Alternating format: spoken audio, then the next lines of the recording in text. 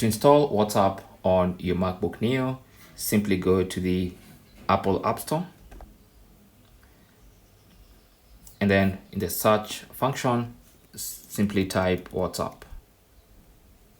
And then from the results, you should see WhatsApp Messenger. Go ahead and click on the download button to get it downloaded onto your MacBook Neo. Once it's done, you can now launch by clicking on open, or you can be launching in future from Spotlight. Just type WhatsApp and you should see WhatsApp from the results. You can launch WhatsApp, click on continue, and set up your WhatsApp account. Now, of course, you're gonna set up using your phone. So you can see the QR code. Just scan with your phone using the WhatsApp application on your phone to set up WhatsApp on your MacBook Neo. So on your phone, simply go to account.